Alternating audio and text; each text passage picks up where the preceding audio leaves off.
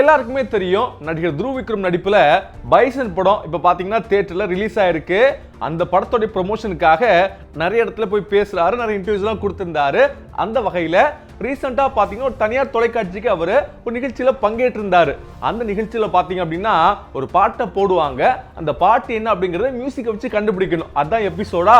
So அங்க ஒரு பாட்டை போடுவாங்க. அந்த பாட்டு தான் ஐ படத்துல வந்த மெர்சலைட்டம் பாட்டு. அந்த பாட்டை கேட்டோன்னே இந்த பாட்டுக்கு பின்னாடி ஒரு பேக் ஸ்டோரி இருக்கு அப்படின்னு ஸ்டோரியை சொல்லியிருக்கிறாரு துருவ் விக்ரம். அதுல அவர் என்ன சொன்னார்னா, ஐ படத்துடைய மெர்சலைட்டம் பாட்டு, அந்த பாட்டு பாத்தீங்கன்னா ரிலீஸ்லாம் ஆகல. ஷூட்டிங் நடத்துறப்ப அந்த பாட்டுடைய ஒரு வெர்ஷனை பென்ட்ரைவ் அப்ப ஏத்தி வச்சிருந்தாங்க. நான் என்ன பண்ணிட்டேன், ஓகே ஸ்கூல்ல போய் சீனை போட்டுலாம் அப்படின்னு அந்த பென்ட்ரைவை நைஸா போய் ஃப்ரெண்ட்ஸ்ட போட்டு காட்டினேன். ஆனா அந்த விஷயத்த எங்க அக்கா பாத்தீங்கன்னா எங்க அப்பாட்ட போட்டு கெடுத்துட்டா.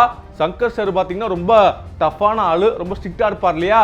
எங்க அப்பாவுக்கு பயங்கரமான கோவம் வந்துருச்சு. அதனால வீட்டுக்கு வந்தோடனே அப்படியே முதுகுக்கு பின்னாடி அடிச்சாரு பாருங்க ஒரு அடி. அந்த நேரத்துல பாடி பில்டர் ஆகணும் அப்படிங்கிற மாதிரி சீன் எல்லாம் வரும் இல்லையா. பயங்கரமா பயிற்சி பண்ணாரு.